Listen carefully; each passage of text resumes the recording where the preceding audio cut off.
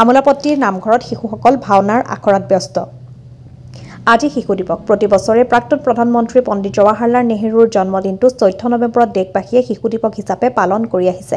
নাজিৰাৰ আমোলাপট্টিত শিশু শিল্পীয়ে প্ৰদৰ্শন কৰিব ৰুক্মিণীৰ স্বয়ম্বৰ, ৰুক্মবীৰৰ দৰ্পচূৰ্ণ নাট ভাওনাখনি।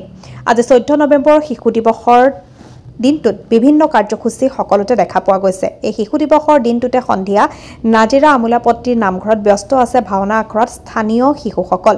জগতগুৰু শ্ৰীমন্ত শংকৰদেৱৰ ধৰ্মীয় দৰ্শন আৰু আধ্যাত্মিক চেতনাৰে নৱপ্ৰজন্মক আগবঢ়াই উদ্বুদ্ধ কৰি সমাজ জীৱন শান্তিময় কৰাৰ প্ৰয়াসেৰে নাজিৰাৰ আমোলাপট্টি যুৱ সমাজ আৰু স্থানীয় ৰাইজৰ সহযোগত অহা 21 আৰু 22 নৱেম্বৰত বৈকুণ্ঠৰ কল্পতৰু মহাভাগৱত শাস্ত্ৰভাগী পাঠ আৰু ব্যাখ্যানুষ্ঠানৰ লগতে স্থানীয় শিশু শিল্পীসকলৰ দ্বাৰা এভাগী নাট ভাওনা প্ৰদৰ্শনৰ আয়োজন কৰা হৈছে।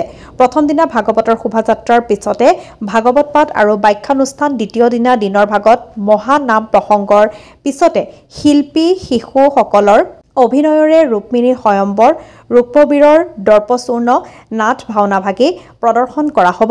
এই উদ্দেশ্যে আমোলাপট্টিৰ বৰনামঘৰত আখৰাত পূৰ্ণগতিত অব্যাহত ৰাখিছে।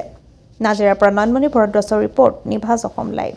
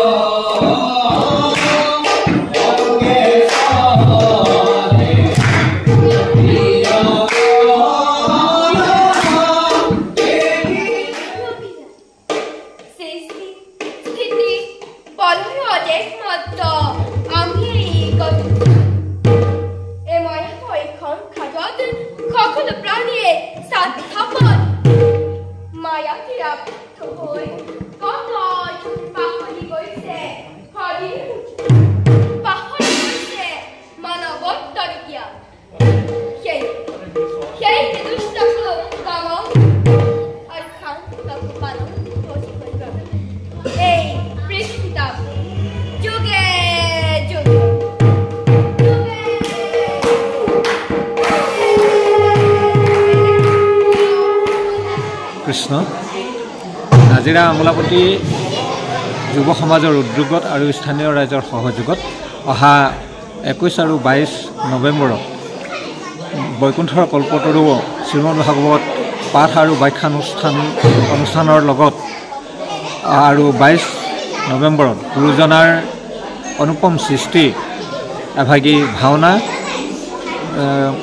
প্ৰদৰ্শনৰ ব্যৱস্থা কৰা হৈছে আৰু স্থানীয় শিল্পীসকলক লৈ আমি এই ভাওনাভাগী শিশু শিল্পীসকলক লৈ ভাওনাভাগী প্ৰদৰ্শন কৰিম আৰু সেই দুয়োভাগী অনুষ্ঠানতেই আমাৰ সদৌজনকে আমি সাদৰেৰে আমন্ত্ৰণ জনাইছোঁ।